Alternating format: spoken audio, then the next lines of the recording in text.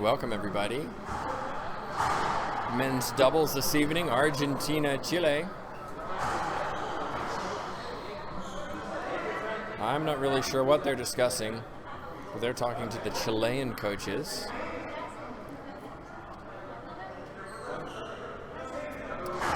Chile thought Kuzbar's shot skipped. 0-0. It looks a little odd, but it sounded okay from here. We're still at 0-0. Actually, let's make that 1-0 thanks to a skip on the right side.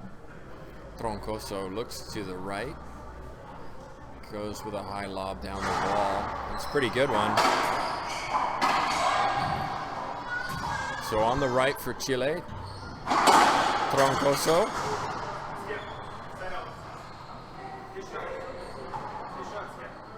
There's a skip called. I don't think so. I don't think it skipped. Nice to see the Argentine team offering a replay there. 0-0. Sorry, 1-0. 1-0. Troncoso on the right. Salgado on the left. For Argentina, we have Manzuri on the right and Kuzbar on the left. And I'm joined by Laura McCormick. We'll be doing some more broadcasting later this week, starting on Thursday. Laura, you've seen most of these players for the last couple years. This could be a close one. Yeah, I think we're in for an interesting matchup. Actually, the women's teams in doubles just played each other, which was also an interesting matchup. Went to breaker, Argentina defeating Chile in the breaker 11-5, I believe. So yeah, this should be a good matchup. I think where this match is going to be won or lost is down the left side, though. Shai Manzuri has been playing at the international level, professional level for many, many years. He's actually the first match I ever played at the World Championships in 2010. We won't mention the score, but I didn't get 0. We'll leave it at that. But it was a great experience, and he was a tremendous player, has been for many years. I remember in the next round he took Rocky Carson to a tiebreaker. And so he can certainly play. What I love about him is, this point finish, what I love about him is his footwork. Watch how quickly he moves his feet. He doesn't take big steps. He moves his feet very quickly and takes short steps, which allows him to get in the perfect position to hit the ball. Kuzbar, known for his power.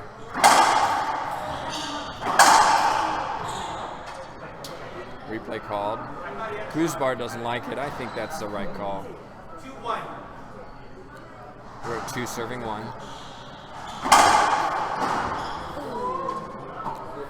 Right on the elbow. Ouch. That one is going to leave a mark.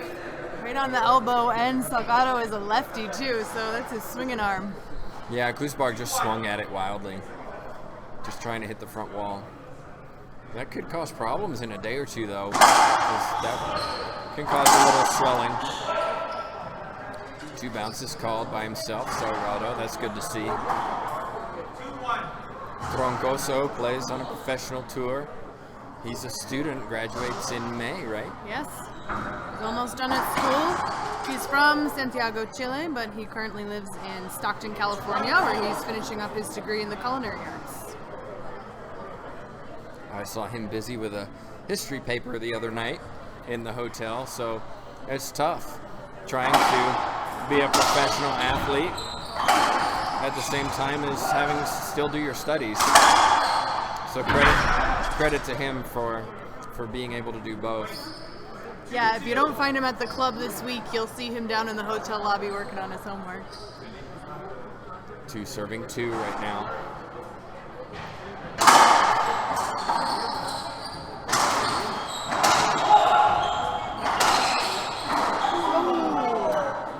It's his racket. I don't know that. He's playing it off either way, like it's the racket. Well, they're doing a replay, but I mean, if you're following the rules, it doesn't say where you have to shoot it from to get cross court. But no argument, so skip there from Salgado. It's so hard being a referee, Laura. You know, you're put in such difficult situations so often. You're refereeing multiple matches each day, and so credit to all of the referees here who come here voluntarily to participate, and really, on the whole, do a terrific job. Yeah, and I have to give kudos to the International Racquetball Federation. I see the refs, you know, all throughout the weekend. I have lunch with them. They're always talking about the rules. How can they make it better? What came up today? What's changing? How can they present this?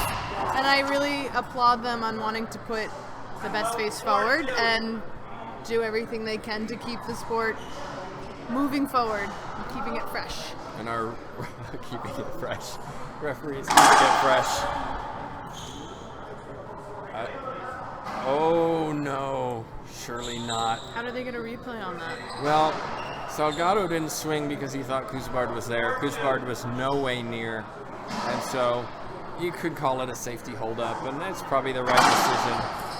Our referee this evening is Chris Exner from Canada.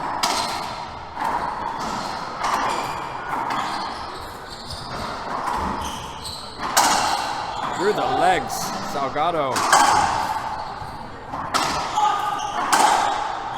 It's wild right now. That's an avoidable hinder. No argument this time from the Chilean team. 5-2. Chris Exner is from Canada. This isn't his first time here at an international event. He was a referee at the 2015 Pan American Games in Toronto. Toronto, not Toronto. Toronto. Oh, is that the right That's way? how they say it. 5-2.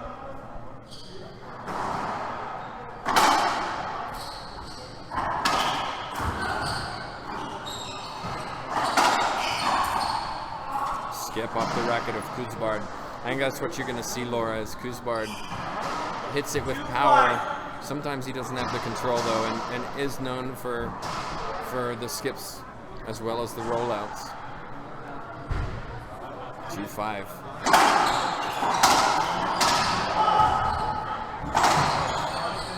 Oh, that's terrific. Smart shot from Kuzbard. It's very difficult running forward to know what to do in that situation. You're running too quickly to gently tap it on the front wall. So usually the best option is doing exactly what he just did, going wide angle, trying to get it into the backcourt. And he did it very well, as you saw. Well, I think that's one main difference that we see between these two teams. The Argentinian team is definitely bringing more experience to the table. As you mentioned, Shai Mansouri played professionally for a long time. He's been on Team Argentina for a while, and so has Fernando Kuzbar. So both of these players kind of have that different mentality. We're seeing that a lot at the Pan Ams. Players a little bit more patience and allowing some of the younger players to make those mistakes. Whereas Francisco Troncoso, who's serving now, and Rodrigo Salgado from Chile, a little bit younger, still getting more experience. Although they've played juniors, they've played plenty of Pan Ams. There's still a bit of difference there in maturity, I think. That's a beautiful shot there from Mansouri. 5-2. Do you know how old Salgado is? I believe he's still in the juniors, correct? No, he's not juniors, but I believe he's early 20s, 20 years old, 21. I know I've seen him before at the juniors. He's played on one of the professional tours as well, a couple times. But again, coming from Santiago, Chile, it's a little tough to get all the way up to the U.S. or Mexico to make events. And so for people watching, they may see some of these athletes and go, who are they? Where in reality, we're very familiar with them because they appear at international events a lot. Good shot, Salgado. And I'm sure many of these players could do well on a professional tour. So what is it, do you think, that causes them to maybe not be so well known in professional tours that are typically held in the U.S.? Well, I think you just gave it away a little bit in your answer there. It's about the U.S. I think it's hard for players to get to most of the events that the tours do have, which happen in the U.S. or Mexico. And then additionally, it's how do you get that visibility? So those events are what's being broadcast out to people. And I know in experience from events like this, we have the most viewers in USA, Bolivia, and Mexico. So if you're not hitting those 3 markets, like you're only playing in Chile, how many broadcasts are there? How many people across the world are seeing you? How many from the US, Bolivia, and Mexico are watching you? So I think it's a visibility issue mostly. We have a timeout on the court from Chile. They're down 2 serving 7. Kuzbard reminds the ball who's boss, crushes 2 into the court, into the floor before the wall. It's been a long day. Before he walks off the court. Is there anyone this week, you've watched a lot of racquetball over the last 3 days. Is there anyone maybe who's caught your eye and maybe they don't play on a professional tour and you're, wow, that person really brought it this week? Good question, Tim. I have to say, one of the teams that I've never really, I don't think I've ever seen play is Cuba, and they've been causing quite a stir. It's great to have them here and have them kind of putting in that mix and things. So that's been exciting to watch, the Cuban team, both men and women, kind of mixing things up out here. Yeah, we saw 2015 Pan American Championships. We did have Nelson Jimenez from Cuba. He made it to the quarterfinals of the men's bracket, which was a shock to everybody because, you know, we haven't seen much of Cuba. But they brought a large contingent this week, and it's been a lot of fun seeing them play. And I think they've surprised a lot of people, as you mentioned. One of my new favorite players since watching him at the Worlds is Conrado Moscoso. He is from Bolivia. He just has this intensity and this youth, and it's a great mixture. He hits the ball so hard. He has a good combination of, if I might say, cocky and confidence. So he's not overly confident, but he walks around and he knows what he's doing. I would like to see him playing more on the Pro Tour.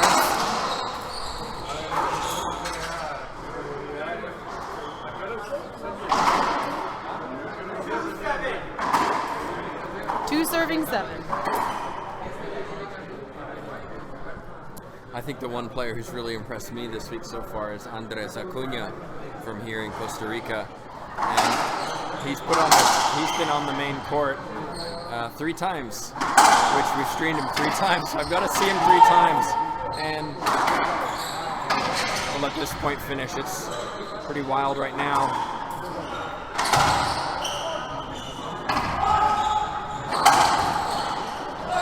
Crazy rally. Finally, wow. Shai Mansouri uses a soft touch to put it into the left corner. Pretty smooth. Acuna came in on day 1 and absolutely destroyed Carlos Keller from Bolivia. And most people would have picked Carlos Keller to win that, maybe comfortably. And it was a reversal of what we've seen previously. Acuna just came in and played tremendously.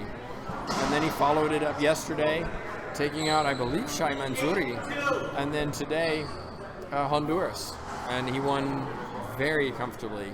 So he's really come prepared this time, and I think he has the potential to cause some upsets this week.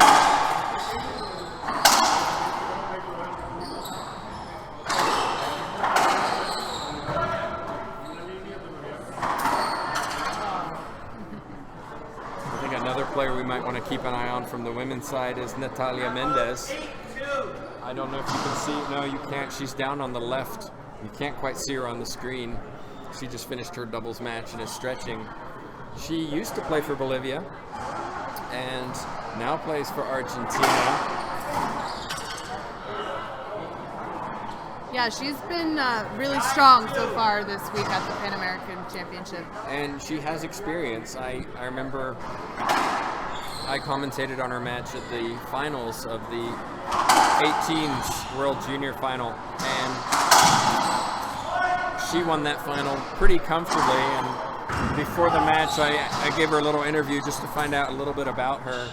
And she's pretty much She pretty much won every junior title all the way through. She did. She was telling me she has a whole separate room in her house just filled with all her championships and titles. I mean, racquetball, she eats, breathes, and sleeps it for sure. And so, because of that, she has a wealth of experience. And she's appeared once or twice on the women's professional tour in the last year. Mm-hmm. But we'll see how she develops now that she's down in Argentina playing and training there. 210. One of the interesting things going on in Argentina, they're actually building new courts. Oh, really? Yeah, if you're on Facebook and you can find Argentina racquetball, you can see pictures of the courts they're building. I think they're building 4 courts, and one of them is stadium court. So it's really nice to see, and I hope that helps grow the sport, particularly among the juniors. Argentina struggles with just a couple of courts, and this may help grow it down there. Do you know where in Argentina? Is that in Buenos Aires? Yeah, I believe so, but I'm not going to confirm that. Okay. We're at 10-2 right now. Chile just struggling to score when they serve.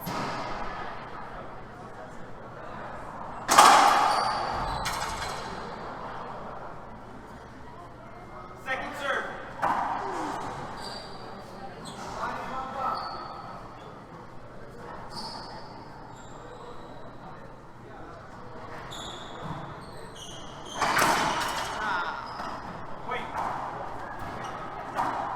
Skip there from Troncoso. He played earlier today. He played Bobby Horn from the USA. It was a close match, and Horn closed it out in 2, though.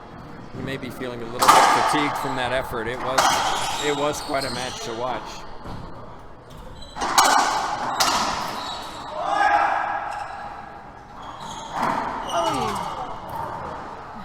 There's a bigger in the floor swing from Manzuri. Flip side, Shai Mansouri played earlier today against Carlos Keller, and that was a very exciting match. Some questionable calls from the official. Mansouri is a very emotional player, and it was very interesting to watch him try to control his emotions when he feels unjustly treated. That's interesting because Carlos Keller is the exact opposite. He's not super emotional, maybe a little bit more on the court, but off the court he's quiet as a mouse. Indeed, and he got upset a little bit too. I mean, there were calls going against both players, and that's usually what happens, right? At least it keeps it fair. That's a good balance.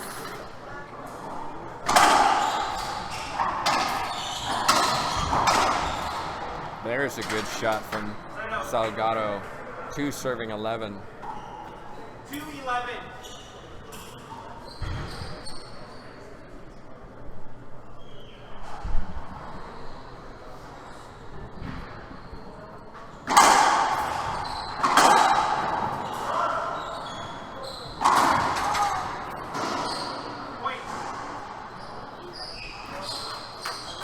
Point for Chile, 3-11.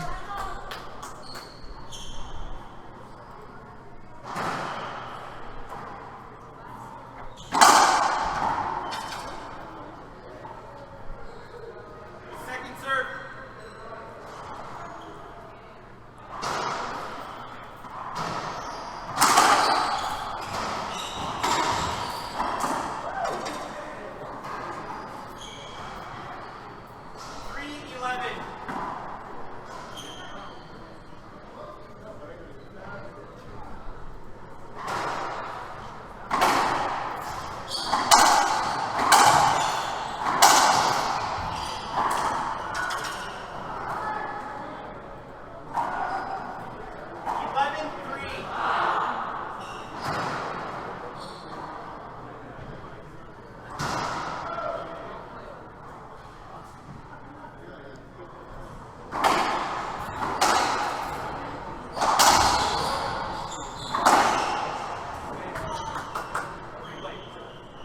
Replay that one.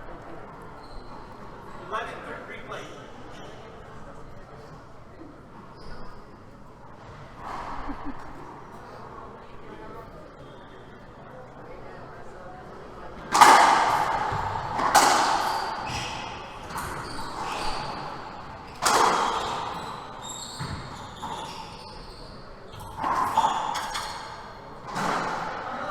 Or I kind of get the feeling that 12 Troncoso on the right is trying to do too much. Feels like he has to carry the team as the, quote unquote professional player. And when you do that mentally, you maybe play out of your comfort zone. Go back to what you're good at.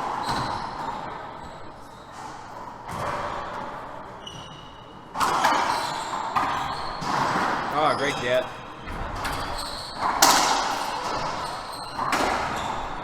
Oh, and it goes out. That's unlucky.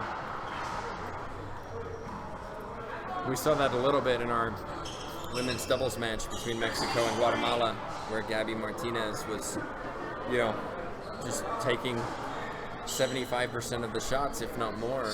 And after the match, I was walking and I was speaking to one of the other coaches, and they said, well, Andrea isn't going, she's only 19, isn't going to learn when she's not being able to take the shots. And it's one of those situations where doubles is just a different dynamic.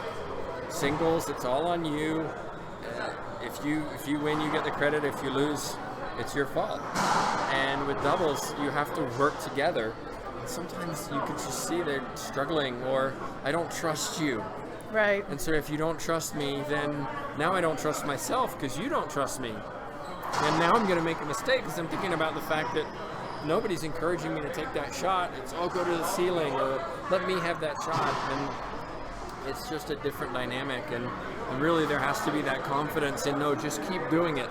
Just keep going. And especially not necessarily here at international level, but in mixed doubles, you sometimes see that. Where, usually, not always for sure, but usually the male is the stronger partner. And they have to, if they're going to be a very good doubles team, they have to trust their partner and allow them to play their position. And the more you allow them to play their position, the better they're going to play. So in this situation, Troncoso, what are you good at? Play your smart shots, keep Argentina in the back, probably put everything on the left side, if you can, on Kuzbard, because he is the less well-known, shall we say, probably weaker player, and force him to make the shots, but you can't make mistakes, and that's the issue. They've got to play clean because they're at 14-3 right now, and it doesn't look like they have much shot in game one, so let's see if they can do something in game two.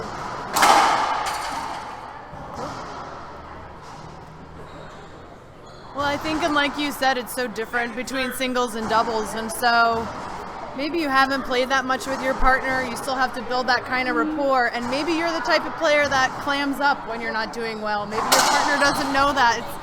It's such a different dynamic than having to work on not only your mentality, your partner's mentality, and how you two work together to kind of find that synergy. That's a great point. I think the other challenge, especially at the international level, is these players don't get to play with each other that much sometimes because they're not living in the same country. Right, and then sometimes to me, it's so important how your interaction is also off the court because you're building that rapport. Maybe you don't always have the opportunity to be together on the court, but when you start to build that trust off the court, I think that could be very helpful. Definitely coming from a team background myself. Sure, absolutely. I mean, take for example these two teams. Troncoso is living in the U.S. Salgado isn't, is he? I don't think he is. No, Salgado lives in Chile. And then you've got, oh, that's beautiful. Nice, Troncoso. Here we've got Manzuri, who lives in Dallas, and then you've got Kuzbard, who lives in Buenos Aires. So maybe they only see each other a couple times a year. Right. And all suddenly, oh, by the way, you guys are playing doubles. Hope you work it out. And so it requires a lot of communication, and over years, even you develop into great pairings. And look at Longoria and Salas is a great example. They play together every tournament that they're at, if they're there. And why? Because they work so well together as a team. I think it's also important in doubles, though, that you have established which teammate is the leader and is kind of going to be a bit of the cheerleader and the one to pick each other up. No, Troncoso carries one into the floor. You're 100% right. And it doesn't always have to be the best player. Absolutely, because maybe that's not your strength, right? Salas Longoria. Salas is the team captain. There is no doubt. Is she the best player? No. There's no doubt about that either. But it works, and it's just a recognition of roles. Right. Kept that one in.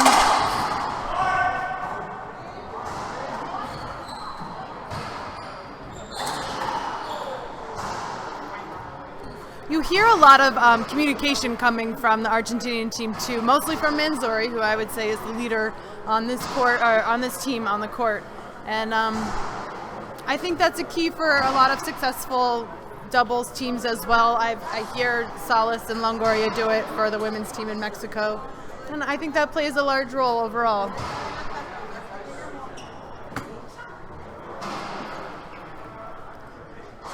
So Argentina winning game one 15-3. We're going to take a quick break before they jump back into game two. I think this match will wrap up the streaming for the evening. And tomorrow is an official day off at the 30th Pan American Championship. So there will be no live streaming tomorrow, but on Wednesday we'll be back with the streaming. And on Thursday we'll start with the professional broadcast, if you will. We'll switch it up. We're going to run 5 or 6 cameras, so you'll see different angles. We'll run some interviews with the players, and hopefully you'll get to see a different side of them as well. Not only from a lower angle, but the front angle. So we're calling ourselves professional now? That's good. Hey, I consider myself a professional. We do have fun here, and that's one of the reasons we come, because we watch great racquetball, and I hope you appreciate what we're doing with the IRF, providing this additional coverage. This is really the first time that we've been able to provide coverage from day one of these matches, and we've seen some unbelievable matches that you otherwise wouldn't get to see if we started on Thursday. So thanks for watching, and please, share our feed on, and it only encourages us to do more of this, right? You're only going to get more if you do that, so. Yeah, I think it's so great to be able to see some of the early rounds, like this round robin, which then determines the seeding for the main draw, or what we will call the playoffs, that will start streaming Wednesday and then continue into the professional broadcast. It's just such a different type of event, so different from a pro event. I don't know how much you've explained how the seeding works in the round robin, but it's different. Some of it is complicated. Yeah, the complicated part is that there's multiple groups, and that people or teams are putting groups based on the country's performances over the last 3 years. So it doesn't matter how well Gabby Martinez has done, it's how has Guatemala done, and so they find themselves in the same group as Mexico. So you've got world number one, world finalist, and second place silver medalist from a world championships in the same group, and everybody, what? Huh? And then you have Sharon Jackson of the U.S. in there too. So you got USA and then Guatemala and Mexico all in the same group. And so it's a little odd in that respect, but if you understand why it works, right. The tricky part gets when we reach the end of these groups. How does the seeding work? Big skip from Kuzbard. How does the seeding work for the single elimination draw? I don't understand it completely, but there's actually two variations of the seeding.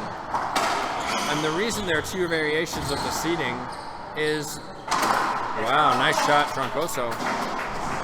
The reason that we have two variations is because if people can work out what seed they're going to have, maybe they don't put in so much effort on a match, because they know if I lose this match, then I play somebody who I know I can beat versus this other person. And so it stops a little bit of, we'll just say, the potential for tanking, I guess. And so what this means is that the players don't know. So I might as well try and win because I want a better seed, irrespective of who I play. 3-0 lead for Chile. Oh man. Salgado almost out hit Troncoso. Troncoso. But they're up 3-0, which is much better from game one.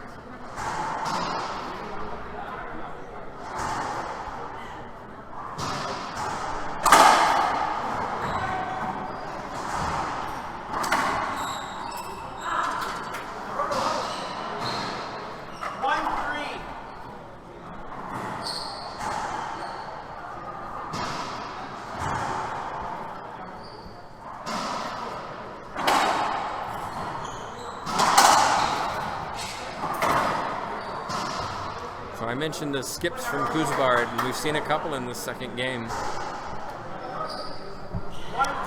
It's always interesting to me how no matter what happens in game one, game two can be totally different because now there's been so much energy exerted. The players have warmed up to each other and their playing style. And I think that's what makes it really interesting that we play best 2 out of 3. And it's also mental, too. Uh-huh. I give you a good example. I'm playing in the friendship division. Friendship being a loose term, especially when we've had a guy in hospital from being hit in the face. Glad to see he's okay. He was here today, and he's actually able to play in the tournament after the rest day. But point being is I actually played this guy and won the first game 15-0. And the assumption is, well, yeah, I'm just going to clean up and I'm going to be done in 10 minutes. No, he wins the second 15-14 and we go to a tiebreaker. Fortunately for me, I closed it out. But I said after, I didn't understand what happened in the first game. And he said, I was so nervous. This is my first international event. And I was just shaking. And I just couldn't function. And then in game two, something mental, okay, that was horrible, let it go, let's start again. And bam, all of a sudden he's a completely different player. Now these guys, they've played at the international level for years, and so they don't have that situation. Right. But I feel like in that Guatemala-Mexico match that we watched, Andrea Martinez, I feel that the crowd really got to her because suddenly she's performing in front of so many people here. Yeah. Let alone, you know, we had almost 200 people watching online as well, and she knows that it's being streamed online. She knows her family are watching. You're playing for your country. There's delegates here watching. There's a lot of different pressure, dynamic, and you start to feel, does that get to somebody? And it's almost like anything could happen. anything could happen. Dun dun dun.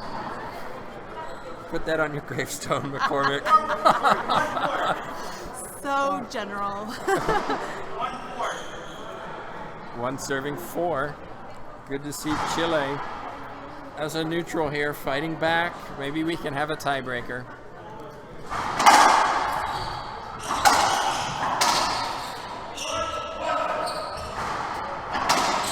Oh, wow.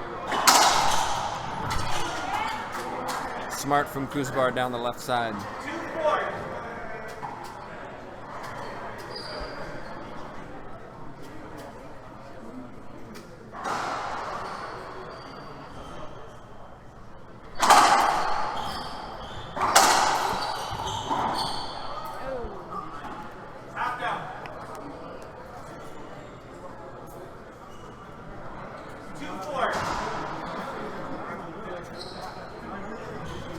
You know, I've been to a lot of international events. In the 7 years I've been involved in international racquetball. And this is, I would say, one of the most racquetball intelligent crowds I've ever seen in Costa Rica. They really understand matches, they know what's going on, and they're also very vocal. And it's tremendous when we had, you know, Acuna in here playing Keller and standing room only, and they're screaming and cheering, and I think it really helped him. But it's fantastic to see so many people here supporting this sport, and to even have the president of the country at the opening ceremonies. That was incredible. You know, it was, and such an honor for our sport that they appreciate the value that, hey, we're going to take the president's time and drive him over here, and he can do his speech, and you know, for racquetball. And so it's it's encouraging. We're growing the sport. We really are. And I've seen it over the last 7 years, just transformed in so many ways. Even just, we're live streaming this. We have tablets that update scores online immediately. We've done so much to really build it. We have full-time referees at these events. And really trying to make it more media friendly, more marketable, more professional, and that's a credit to the staff and committees that are involved in helping to develop this.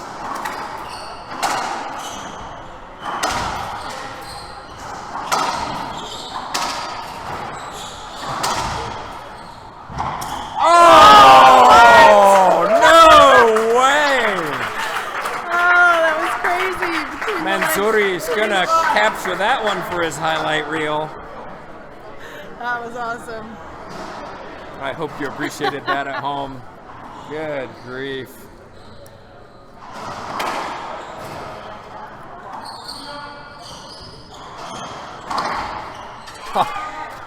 He does it the more traditional way, but he still does it better than anyone else can do.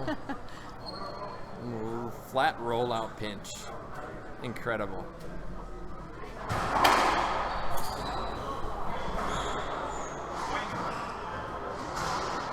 Ooh, the ref calls that serve good. Point. Ties it up. 5-5. 5-5.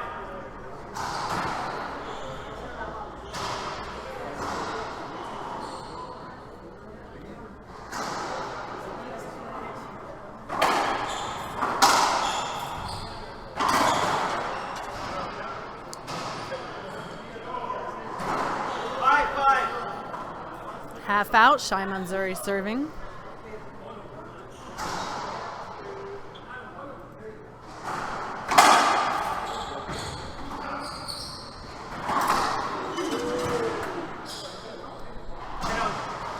Skips that one for a side out.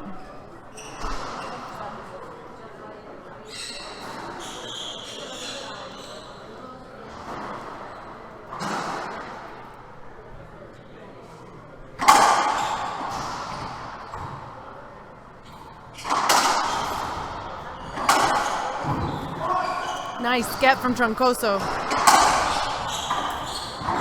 Oh.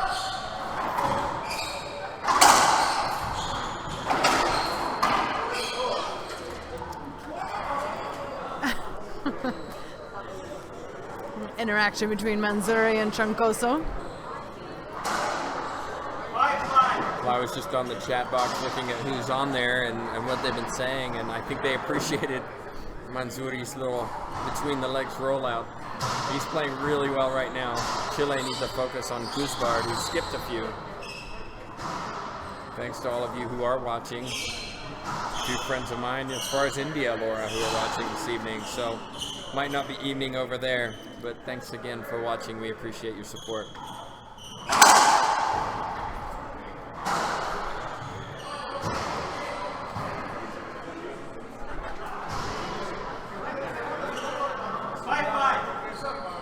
Still tied up, 5-5.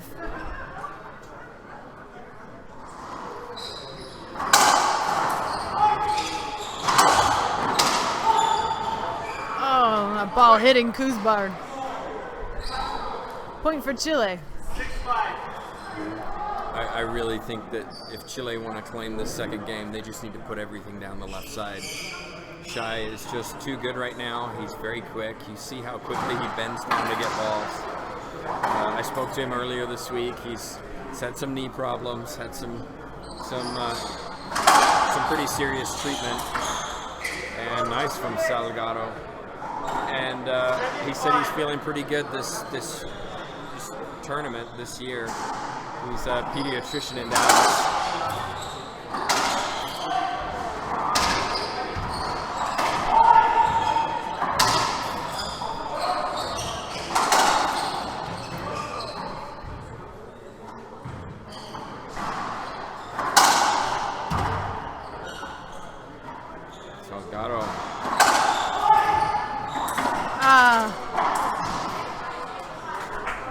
And here's one of the other interesting things with doubles is you spend 95% of your time on one side, forehand or backhand, as the case may be.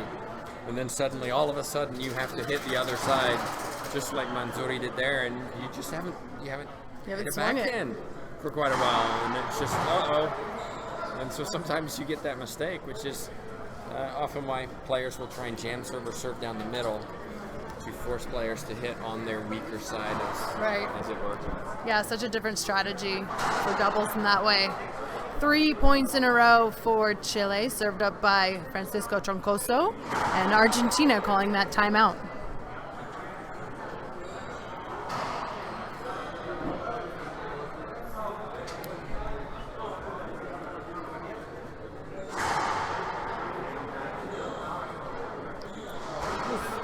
This is the first timeout for Argentina in Game 2.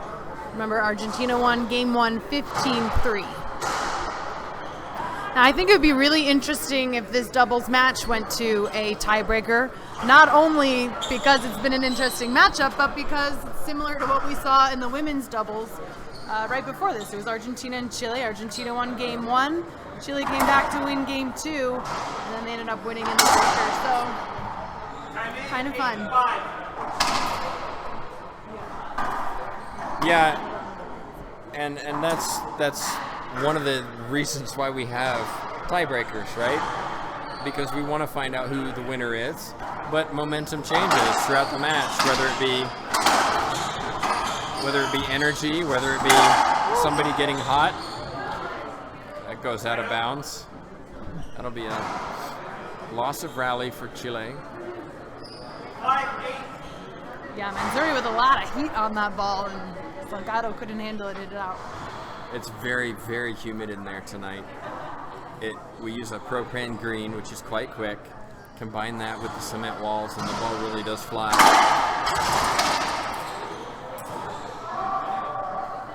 One of the things I want to mention while we have a chance is, actually, the IRF's next tournament is the World Seniors at the end of August in Albuquerque, New Mexico.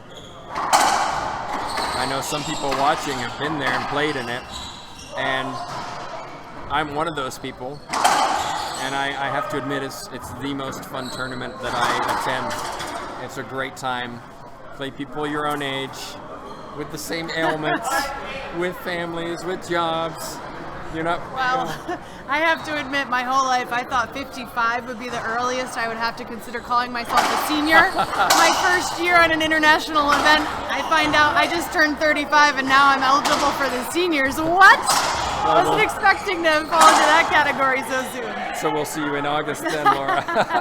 Yeah, if you have a D division.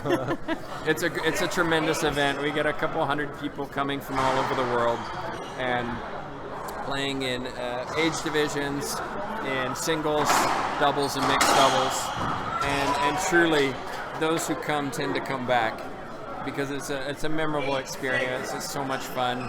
It's run by the tournament director here, Gary Mazeroff, and we just have a good time.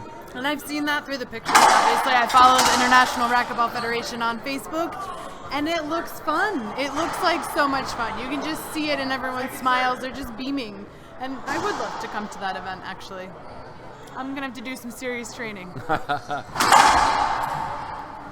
Sorry, when is that event again? Senior Worlds? And let's finish this point. Oh, good pickup from Salgado. Great reaction. Manzouri. Oh, not the second time. That's the end of August, beginning of September. It's usually the last week in August. It lasts for, usually it starts on Tuesday. Runs Tuesday or Wednesday, runs through the weekend. And it really is a unique event, and held in Midtown Sports and Wellness. They have many courts, and it's just a great time. It's just a lot of fun because you get to see your friends every year, catch up with everybody, and spend a week with them. You can find out more information about that, even enrolling, signing up, internationalracquetball.com. Go to events and future events, and you'll see it there. And I love that you can click on live events and get the live results from this Pan American Championship. I think that was a great integration for 2017. Yeah. And you can also, there's two options there. If you go to live events, you've got the option of seeing live scores and then also the draw, current results, and then what's to come. So I suspect that by tomorrow we should have the draw up for the single elimination bracket. I'll be watching that myself. Yeah, I'll be looking out for that. Argentina serving. Still down, second server. Yeah, it's 6 serving 8. He flat out missed that. He thought Manzouri was going to take it. This just turned into quite a battle. Yeah, quite a different game too. But you see why. Another unforced error from Kuzbard. Rodrigo Salgado serving 8-6.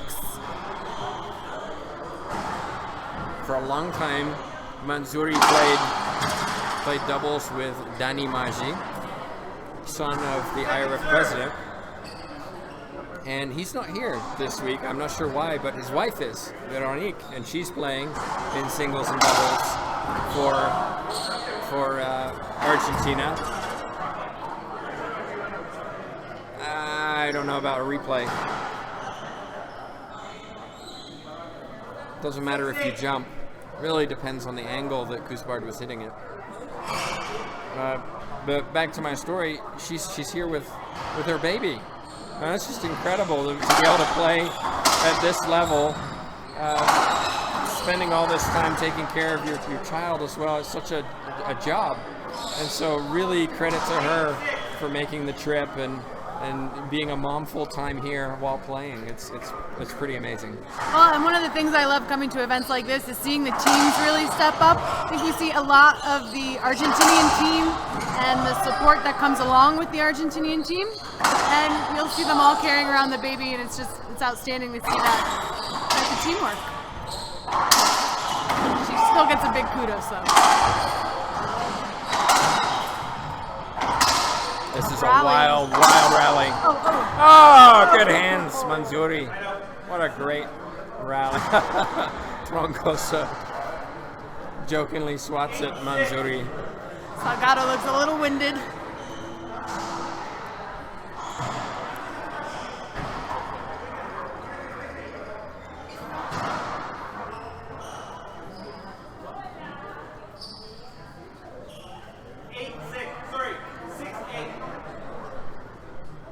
Definitely a family thing with Argentina. You've got Kuzbard here. His parents actually work the tournament desk, and Francisco Kuzbard runs the draw.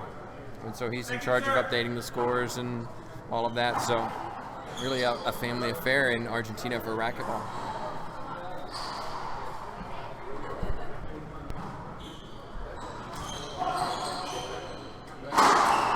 Oh man!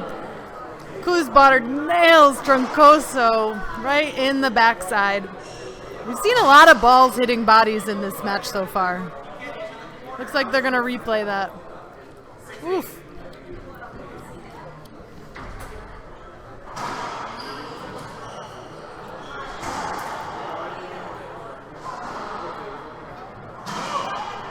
That's going to leave a mark. 6 serving 8. First server for Argentina, Kuzbard serving.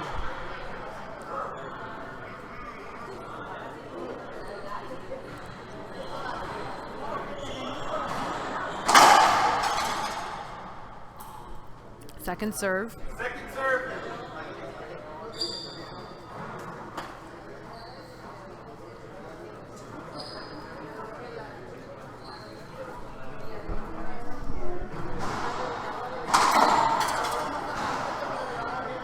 A quick look at Facebook. I think Shai's wife is online watching. So glad we're able to provide this for you. Timeout Chile. Yeah, Manzouri has 2 sons as well, so I hope the whole family's watching. Absolutely. I know my wife was watching earlier with my kids, so it's kind of a unique experience so that family can watch and cheer on from home. And I also saw Bobby Horn watching. Maybe he's picking up a few tactics, Bobby, if you're out there watching. Thanks for the support from all of you whether you're here in Costa Rica or wherever you are around the world. We appreciate your support and supporting what we do here at the IRF.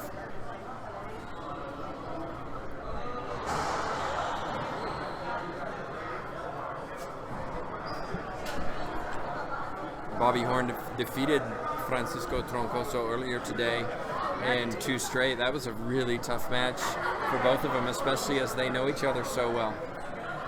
Yeah, Bobby Horn, originally from Stockton, California. Francisco Troncoso, originally from Santiago, Chile, studies and plays in Stockton, California. He's almost done, as we mentioned earlier, with college. He'll finish in May with his degree in culinary arts. So it is interesting that they get matched up, right? They've played before, they've trained before against each other. So it was actually a fun match too, because you could see them how well they know each other. Their coaches know each other. So it was an interesting dynamic. And also difficult too. Right. You're not just representing yourself at a professional event. You're representing your country. It's not just 209 versus 209. It's Chile versus USA.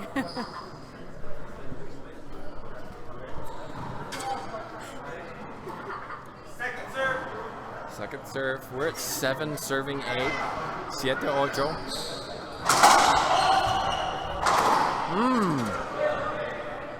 Hit with venom from Kuzbard. He kind of looks up at his partner like, finally. Ties it up, 8-8.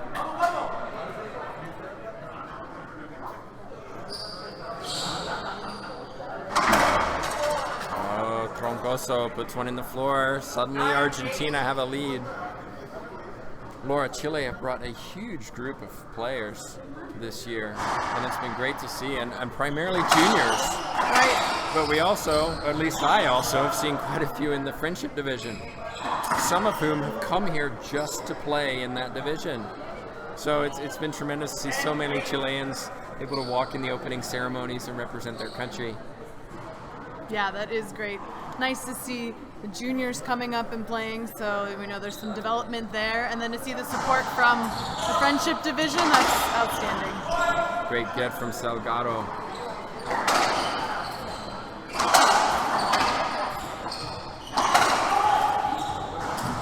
Oh, he makes it! Troncoso gets it. What a rally. Ooh. Down the line, Salgado picks it up. They probably just wanted to end. Yeah. We wanted to keep going. Oh, there it is, Troncoso. What a fantastic rally. Manzuri looks a little tired. He had a long match today. A couple times I think everybody thought, oh, that one's going to be down, and these guys moving fast. Later to the get call those of the balls. official, right? Absolutely. The rule is if the official doesn't see 2 bounces, you assume that it was good. Yeah, you never want to lose a point that way because you just stopped playing because you thought there was 2 bounces. Right, and the referee never wants to call 2 bounces when it wasn't. That's the worst. Because you know, they turn around so confident that they got that. And you're just, oh no, I stopped a great round. You know, I really screwed up this one. But kudos to Chris Exner. He's done a fine job this evening.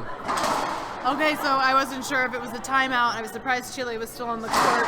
I think the viewers at home can see Argentina is changing their shirts because they are too soaked now, and that was the referee that made that call? Well, a referee can require players to change their shirts, and what this does is it helps speed up the match.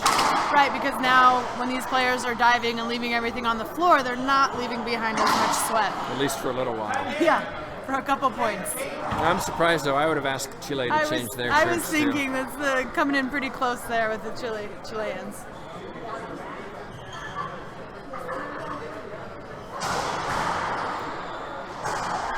And the players must match exactly to their teammate in their uniform, which just includes their shirt and their shorts. Although we do see the Argentinians both sporting sweatbands. Looks like they have a broken ball.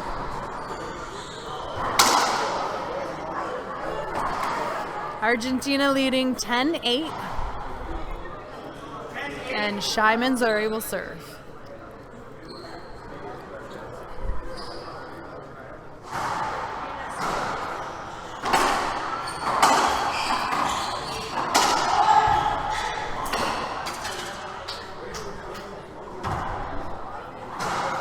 Tied out for Chile.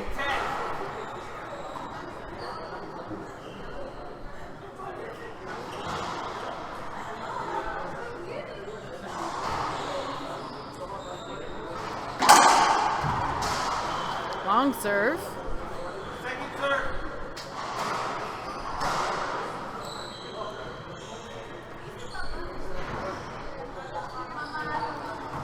Good serve, forces the ceiling ball. Set up for Troncoso. And he executes. Point for Chile, 9-10.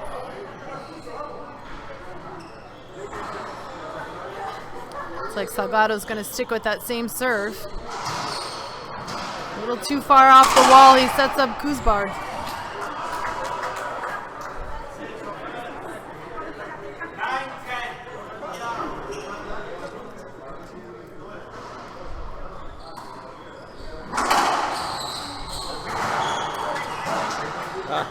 And he rolled it out. Replay. 9 serving 10. Just a reminder, in a couple weeks we'll put all of these matches on our YouTube channel. See some of these spectacular rallies. 9-10. Kuzbard, very dramatic. He didn't like that call, but totally the right call. Kuzbard was hitting to the sidewall. He apologizes. Avoidable hinder. No argument there from Manzuri. 10-10. Just like that, it's tied up now, 10-10. 5 points. Tiebreaker or match? Oh, wow. Couldn't do it any better. 10-10. Argentina ready for their supper. Yeah, certainly they don't want to go to tiebreaker. We're torn, Laura. Supper or tiebreaker? All right, more racquetball.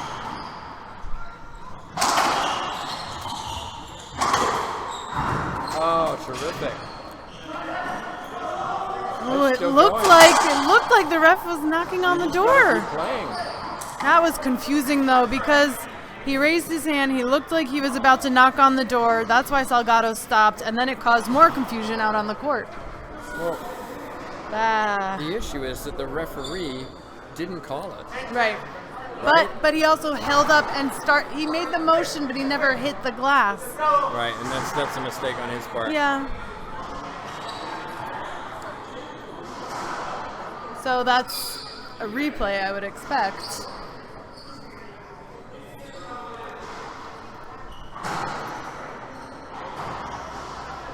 And Kuzbard was serving, so should still be 10-10. So it looks like a replay.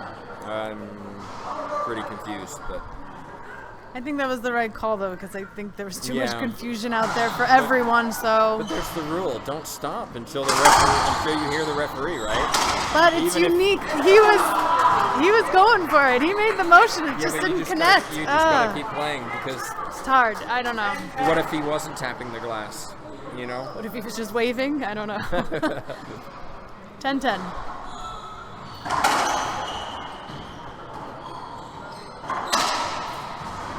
Oh my gosh. Crazy diving effort. And just short. It looks like even though they did have that uniform change, it's time to wipe down the court anyway. We didn't get Well, to this- speed that this up may too be much. Oh, A this may be a little strategic towel wipe strategic- down? Strategic timeout. A mini timeout, we'll call it. Yeah, at this point in the game, you got to do everything you can to kind of keep your energy and your breath going. I don't know how else to say that, because at this point I don't get a towel break and I'm getting tired.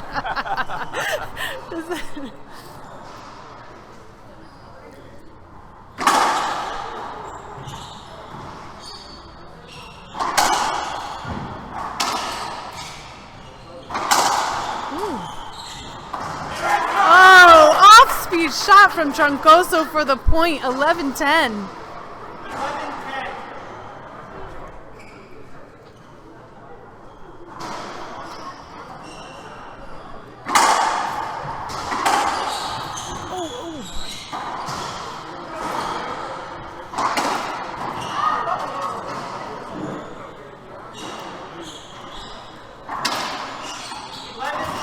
Half out for Chile.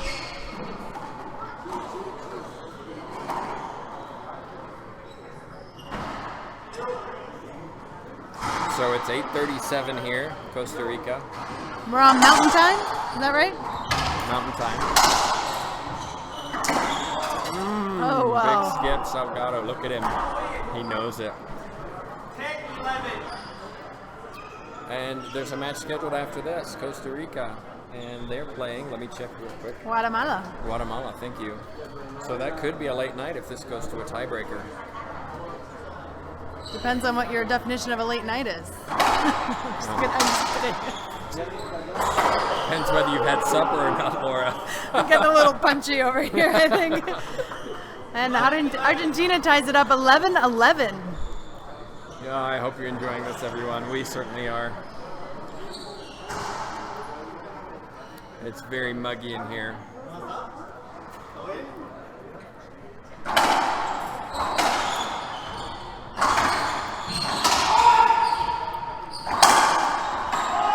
Oh, Manzuri with a chance. Oh, good wow. cover.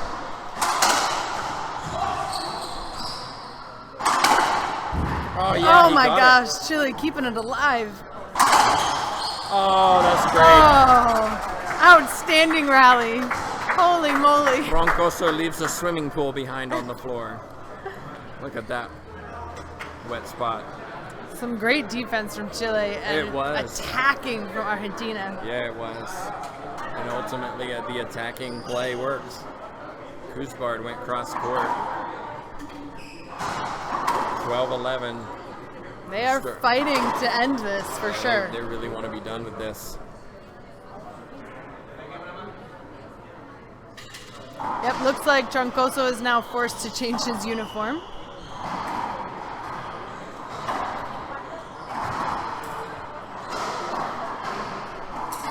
Big crowd still here.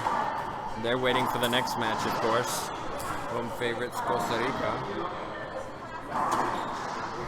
Yeah, I love how there's been such an outpour of support from Costa Rica. We've seen that throughout the entire event, and we're still only in the early rounds, so I can't wait to see what the crowd is like in here once we get into the playoffs. Especially if Costa Rica can really stay in this, especially, players like Acuna, who so far have demonstrated that they have the potential to cause one or two upsets. 12-11. 12 serving 11, Kuzbard serving. Camacho and Fumero are playing for Costa Rica. We streamed them on our first night against Ecuador. That was a, shall we say, spicy matchup. Teo and Felipe for Costa Rica are always an adventure on the court. 12-11.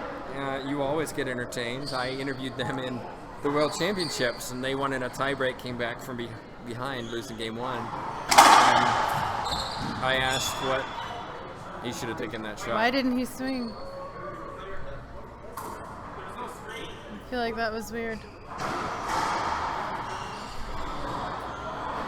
So, referees giving Argentina a point. 13-11. It's happened before.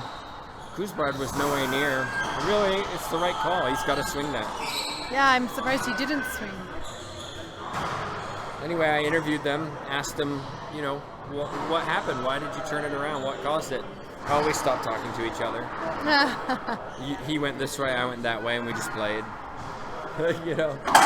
Talk about the importance of communication, right? Hey, and whatever works, so you got to know your teammate's dynamic. Your team's dynamic. All right, well, side out for Chile. They managed to turn that around, and now they have another opportunity to score. 11-13. Salgado serving. All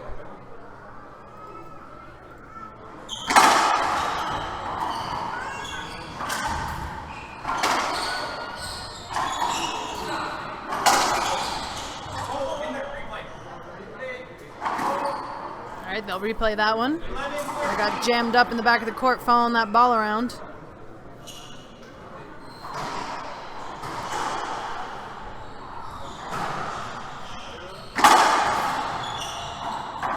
Oh, Manzuri.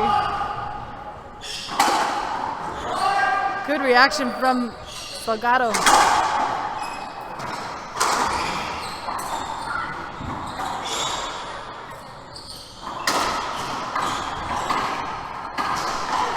Another between the legs.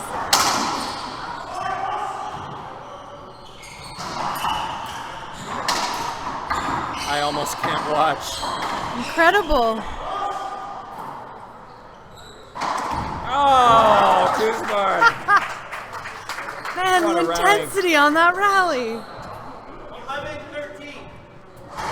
How many shots do you think that was, Tim? 50?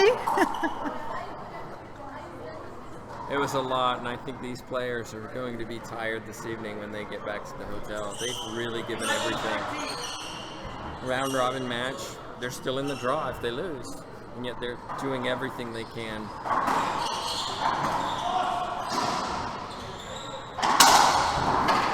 at how low Troncoso got there. Yeah. That's two. Yeah, some nice defense from Chile. It's not just about defending the ball, though. It's about how you put it back into play, and they're doing a good job of that right now. It's 12-13.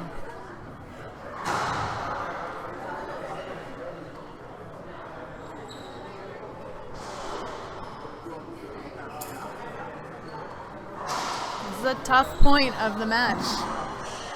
Really, and it comes down to 1 or 2 points, right? And mentally, that's what you have to think about. I'm going to play to 3. If I'm Chile, first 3.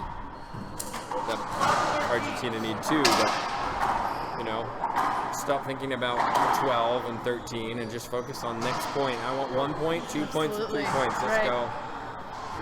If you start focusing, I'm 2 points away from defeat, it starts to affect you.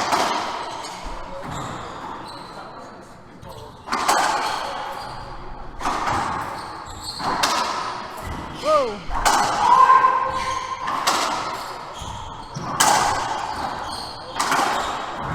Oh, great. man. Oh, wow. Oh, boy, Hinder.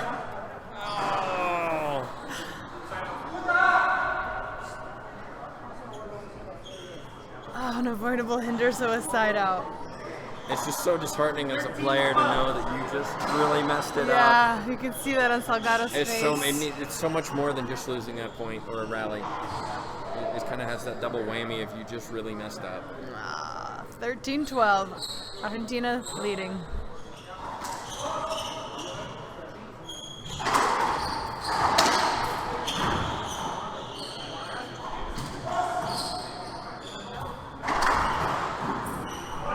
Salgado picks it up. Two. Again. 2 in a row. 3. Great defense. It was all Argentina. Oh, no man. way.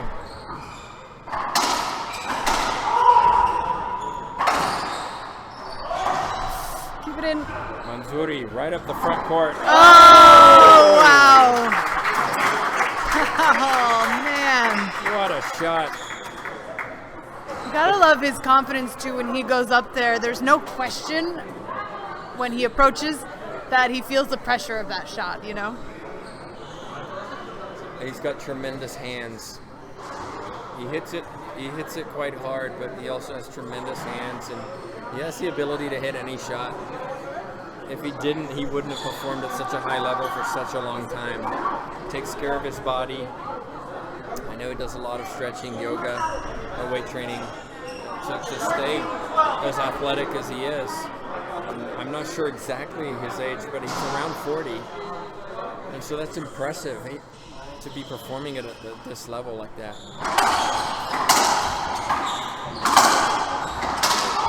Match point. Gosh, these rallies are so intense. Kuzbard, can he finish? Oh, wow, he does. Great effort from the Chileans diving into that corner. They did a great job of covering each other in game 2. It really was a tremendous effort from both teams. Really, Argentina got manhandled Chile in game 1.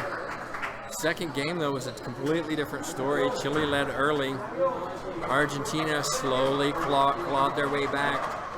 And at 13-12, it was anybody's game. Ultimately, though, I think the attacking effort of Argentina surpassed the defensive gets from Chile. And in the end, it just wasn't quite enough. But what a match to finish the evening, Laura. I love it. That's what makes these events so exciting, is these types of matchups. Anything can happen. There's different seedings, different players, but it really creates quite a stir amongst the racquetball community. I hope you share this with your friends. Let them know that this is happening all week, that you can catch the free streaming on Facebook. We'll be taking a break tomorrow. We'll be back on Wednesday. There'll be more streaming on the IRF Facebook page.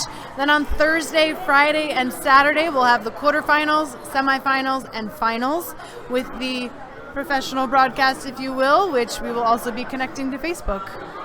So we'll close out this evening. Argentina claimed this victory, 15-3, 15-12. Those of you interested in the next match, Guatemala, Costa Rica, you can keep up to date with that score by score on our website, internationalracquetball.com. Just go to live events and then click on live scores, and you'll get a point-by-point update on how they're doing.